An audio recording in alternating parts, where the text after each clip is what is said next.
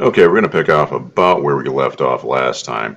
I did make a couple of minor changes that I'll point out here. One of the things that I did was I made the entire piece just a little bit larger, so it ran out to the edges. This is because I'm considering using this for a cover design for the comic. Another thing I did was I made the old-timey airplane a bit smaller. Now, the reason for this was because I popped in the logo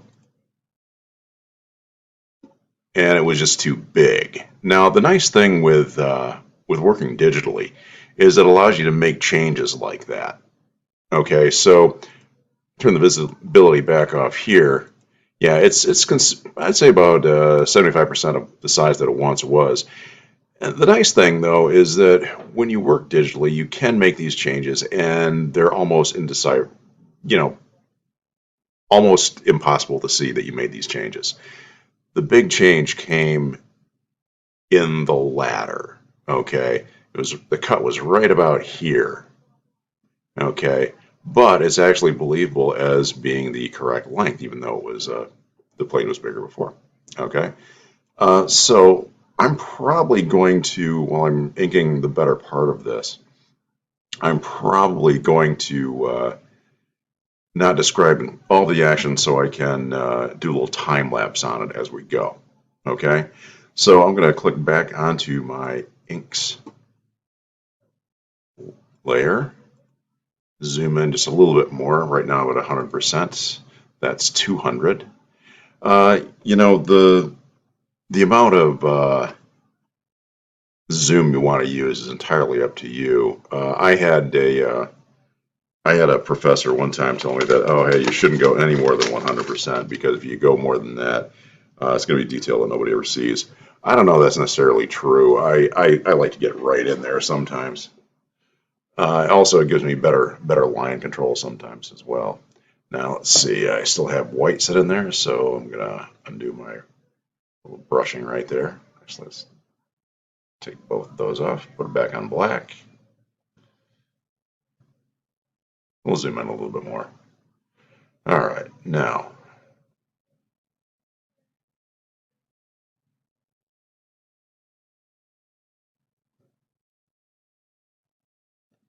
sort of loosely following the pencil lines here.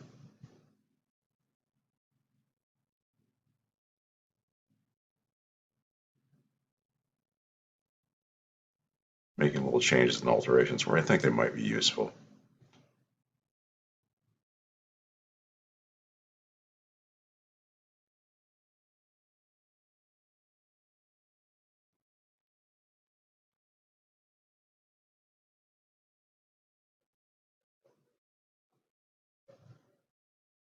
Actually adding a little more detail where it wasn't possible when I was doing the pencils because it was too small. Let's tighten that up a little bit.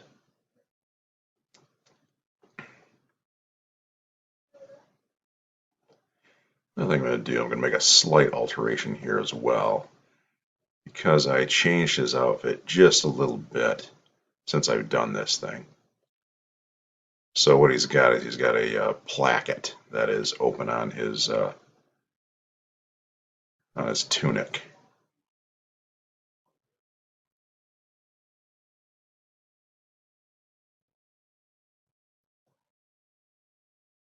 So what we have down here is the top part of a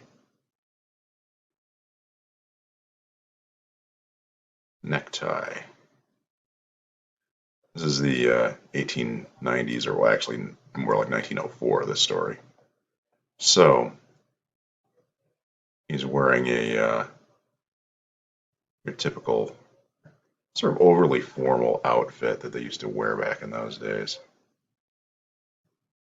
So there'd be a tie underneath the collar, which I think I'm going to add that right here. So that's another nice thing about working digitally. You can make changes whatever you want, you know. So I want that to look almost like it's shiny, sort of satiny kind of thing. Detail nobody's probably ever going to notice. Okay, and then the other part of the high collar is over here.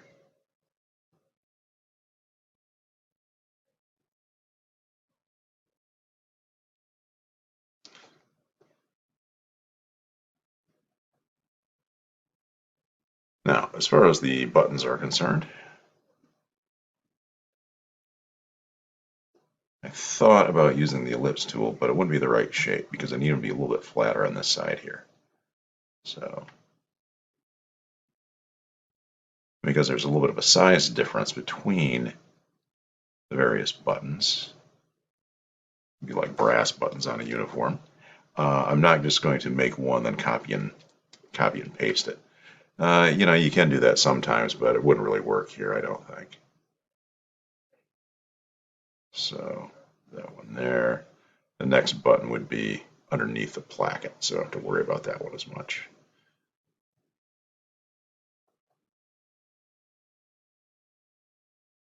There, that ought to do it. Actually, I'm going to put a little gap right in here. I'm going to have the inside go right about like that. See, it's those little touches that can really put it over the top. Make that a little bit bigger.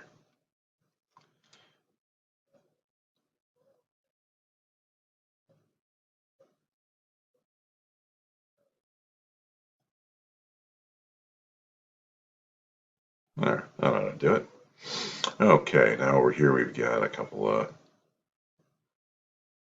other buttons. Might as well just do these all at once. Now the thing is with this though, again, I'm not using the ellipse tool because I don't want them to be perfect. I want them to look hand drawn. And again, the ellipse wouldn't be quite the right shape because, these kind of brass buttons, they have a flat side. Actually,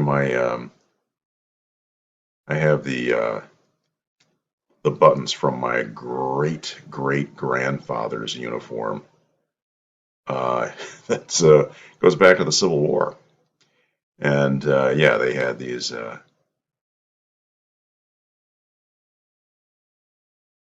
kind of buttons just right up the front like that. Okay, a little extra history lesson that you don't need to know about, but there you go. And then of course we've got the just barely see that belt down there, which again, brass buckle. Going back to the old way of dressing and stuff.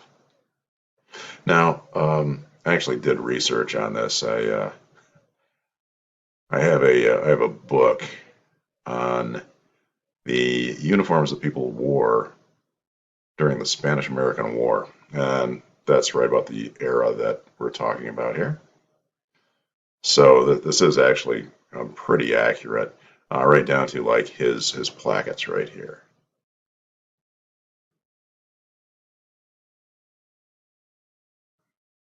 These aren't really straight, but that's okay. So yeah, on the top of your shoulders in those days, you'd have these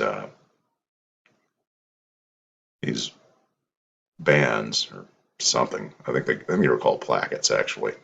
They would go across the tops of your shoulders, and there'd be an eagle in the center, right there. Draw that in. This is really small, so we're going to put in a lot of detail, as long as it doesn't look like a chicken. And then on either side would be an anchor, the whole like naval thing. So the thing is, if you're just an artist, it's always good to do your research to know exactly what it is that you're drawing. But if you're writing as well as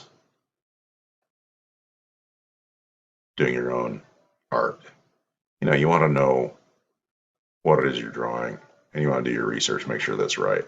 The internet is unforgiving. Fanboys are. So you want to make sure that you've got everything right.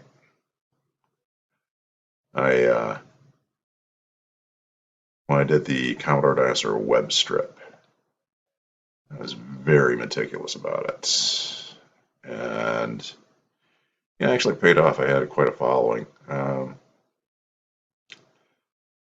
Bigger following in the UK than in the US. Weird.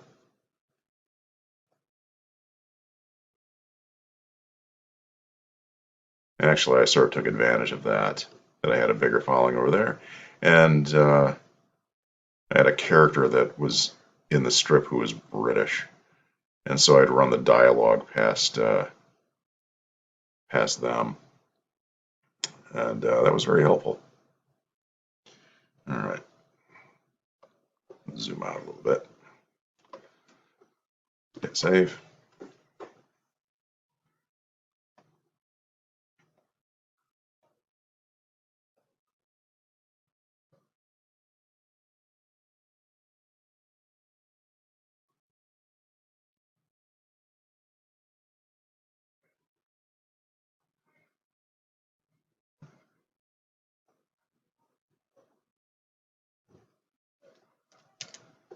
Let's make that just a little bit different. Angle wasn't quite right there.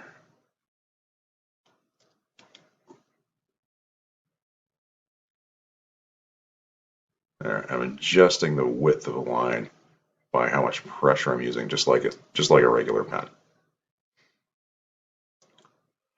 All right. Let's double check that. That is the back side of the belt, I believe. So we'll color that in.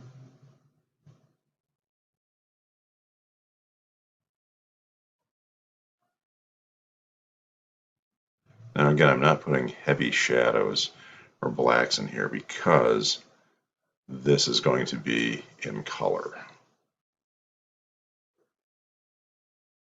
Right, okay, just zoomed out just a little bit, took a little bit of a look. Just make sure I was where I thought I was.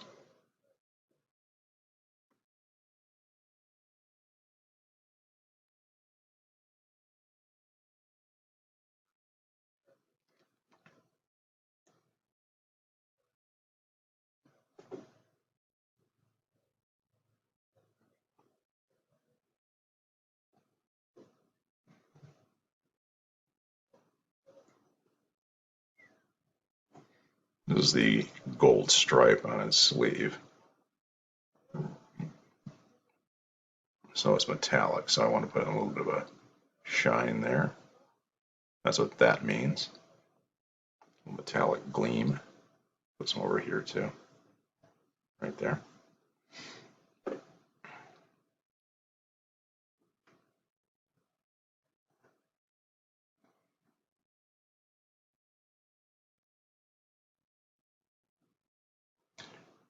A little hard to see, but there's a button in there.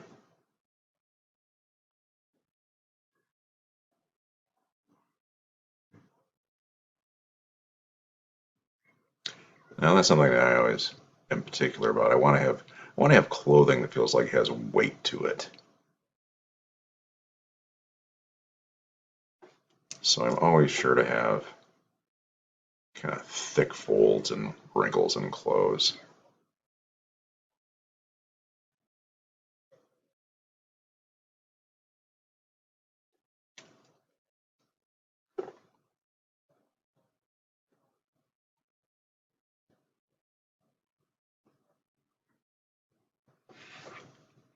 Now let's zoom out a little bit.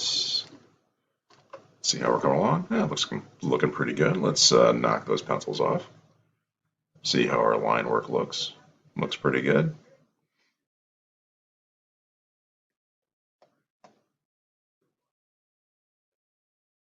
Oops, that happens sometimes.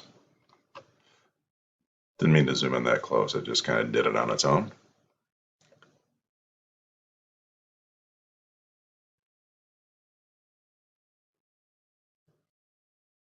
Now again here we've got an area where there's dark under here.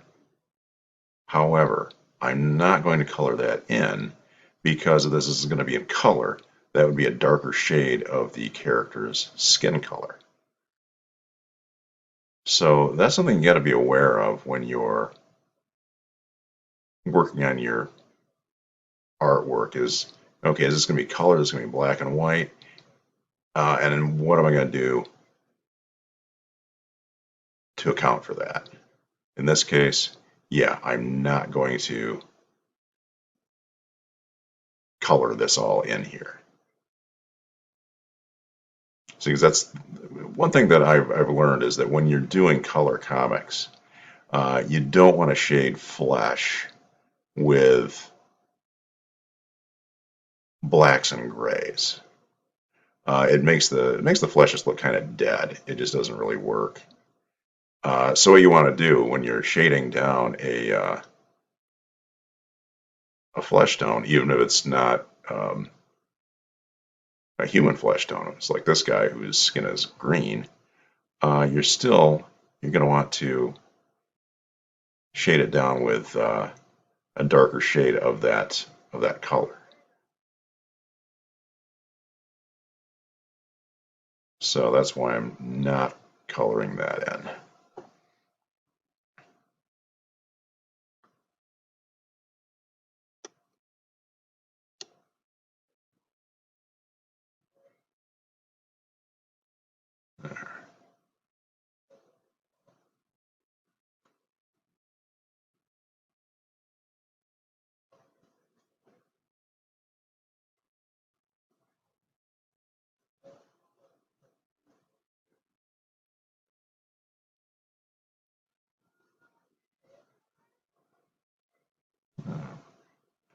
I should turn that down. You probably couldn't hear that, but there was my TV just made a weird noise. Yeah, I usually have music or TV on or something while I work. And this is because this is kind of a painstaking process, and sometimes you get a little bored, and it's fun to have just something on that you can listen to. Right now, it's Mystery Science Theater 3000 playing on my TV. The show from the 90s, if you're aware of it, where a guy and his two robots, they're actually puppets, riff on really bad movies.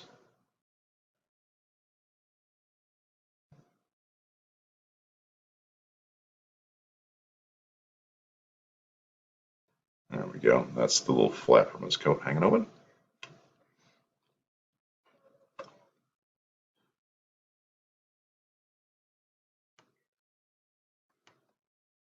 Now, the video after this, and this one I plan on doing mostly the figures.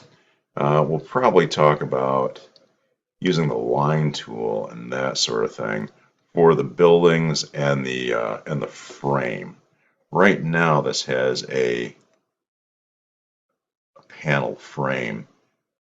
Now, if I go ahead and make it into a cover, I won't need that panel frame. I'm going to put it in anyway for now, um, at least for the initial illustration. Um, if I wind up using it for the cover, what I'll have to do is make it slightly larger so that it can bleed off the edges. Okay. Now, if you've taken graphic design, right, graphic design courses, you know what a bleed is. A bleed is the extra color and artwork that goes 1/8 of an inch minimum over the edge of the paper. Thing is, when I do that, though, that will probably be, instead of making this larger, I'll set this artwork up on a template that is the correct size for correct size for a comic cover. Because right now I'm working large. This is 11 by 17 sheet of Bristol that I'm drawing on, and it's still 11 by 17. Actually, it's a 10 by 15 image area, give or take, on 11 by 17. But when you do the cover art, you need to put it on a template that actually works as the correct size.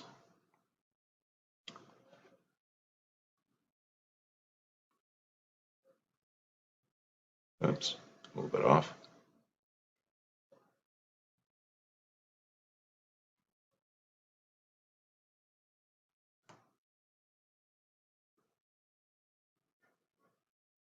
These wrinkles and stuff are actually drawn from a model that I have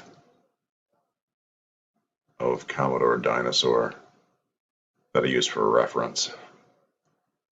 And I actually turn him, I have a little rig that that can make him turn this way and that, which allows me to view him from almost any sort of an angle.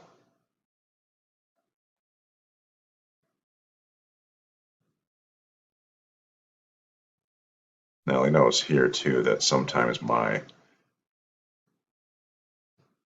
lines are a little bit cleaner, not quite as hairy as my pencil lines. So what I do is I pick, like here I've got a number of wrinkles to choose from. So I pick and choose a few.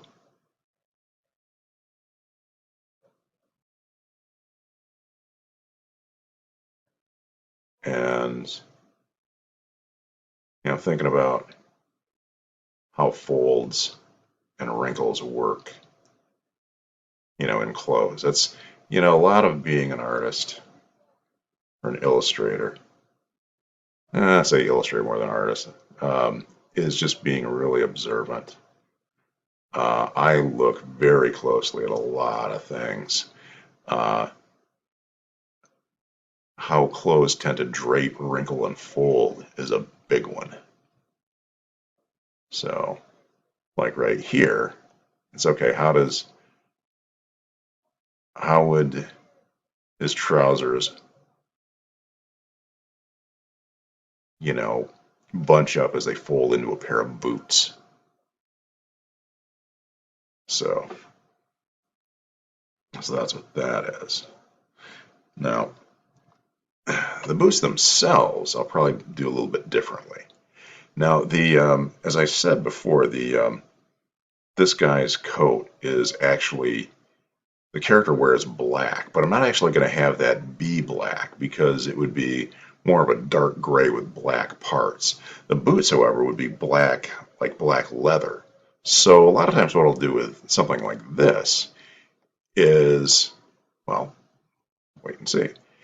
I'm going to keep this on the inks layer though and not put it on the blacks layer.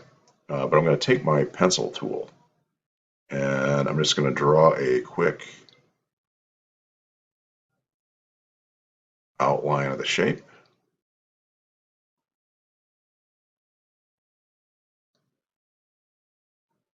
And I've since done a small redesign on the character as well, which I decided to have him not wear boots a lot of the time, where he's just got his gnarly feet sticking out there with claws and stuff.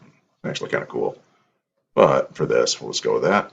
Okay, so you can see I filled that all in. Makes it hard to do the detail. So what I'm going to do is take the opacity down a little bit, go back in, put a finer line around the edges so it's not quite as bitmappy. Now you can either do it additive, where you go in and draw an outline around it, or you can do like what I'm doing right now and take the eraser and just go around it as well. The eraser will smooth it out just as well as the paintbrush will, depending on the kind of paintbrush that you have set for your eraser. Because your eraser tool, you can set any kind of a tip, just like your paintbrush. Your eraser tool can be set with any kind of a tip. So,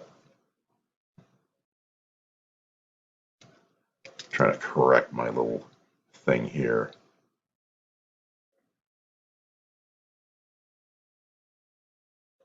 I want to kind of go around the pant leg. There. Okay, now as far as the reason I have this opacity turned down is I want to put detail in here. But I'm going to do that by using my eraser tool and bringing out some highlights and stuff along the important edges. Like right here, since the light is sort of coming from this side over here, there would be a little bit of a line along the edges and along the contours of the heel. And we're going to put another one along in here, along this seam.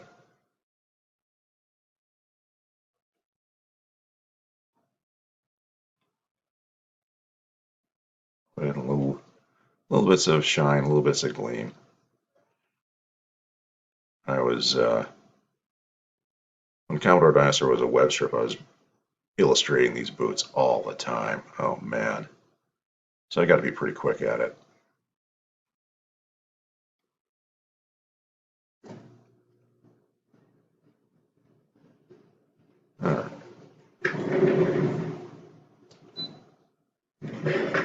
That was a dehumidifier that just wanted to come on. I don't know if you could hear it or not. Okay, and then we're going to put a little bit more right around in here. A little bit along here.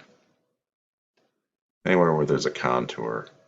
That might be a bit much right there, but we'll see.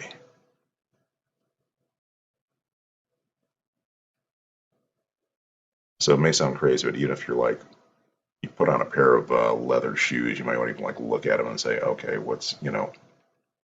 how does light work on these things?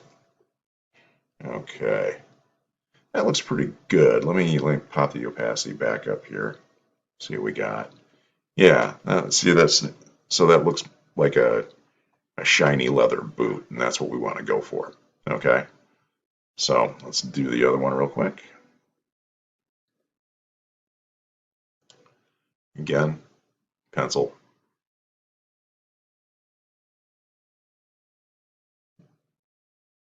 Again, we're using the pencil tool for this because it allows you to use the paint bucket to drop in a large amount of digital ink or whatever you want to call it. Drop in your color, and you're not going to get that fuzzy line. You're going to get a fuzzy line if you use a regular paintbrush. As a matter of fact, we had one right along here where the real paintbrush was being used. So let's drop that in there. See that? See that little line right there? That's what you want to avoid. So we'll go around here like so. Let's take the opacity back down again, down to about 50%. So you can actually see what we're doing. Of course, you can't see it here, but when I take the opacity down so I can see all the detail of the boot, it also takes the opacity down everywhere else where I've got inks. Probably goes without saying, but I thought I'd point that out.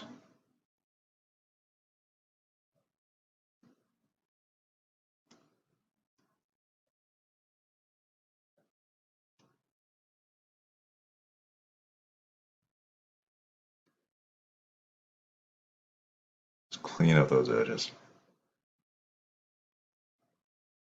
That pencil line is a little thick there, so I've got some room to play with it. Okay, let's go back to our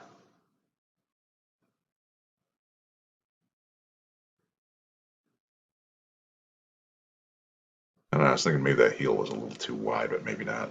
All right, now let's start adding some detail here. Again, I'm going to start putting a little bit of shine along Well, you want to think about where the light would be hitting it.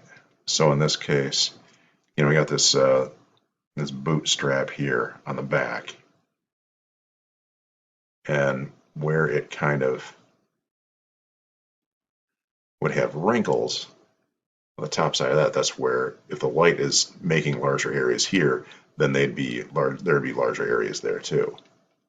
It's all a matter of thinking through how things work.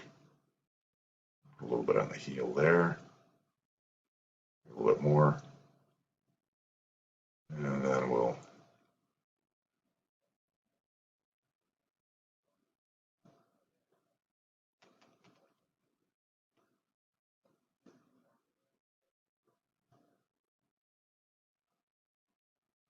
the edges of leather a lot of times have a little bit of a gleam to them. So, and right now what I'm doing is I'm adding a little bit of a gleam on the inside of the shape.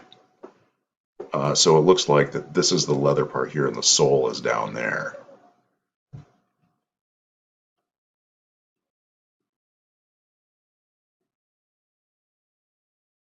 So I'm using the dark marks here where the wrinkles are drawn in as where to put in the lighter areas. That's where the wrinkles were when I used the maquette, and so that's where the little gleams would be. And the thing is, if you get it a little bit wrong, the nice thing is you can always get a little fix. And you do that once you turn the opacity back up. It's easier to tell if it looks right or not.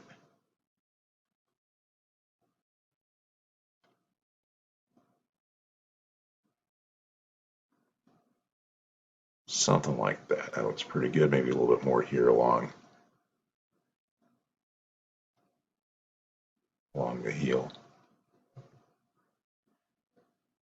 And something like that ought to do it. Maybe a little wrinkle right here. So you got wrinkles and folds kind of go this way, then this way, then this way, so it looks nice and crinkly. Now let's turn the opacity back up and make some adjustments here.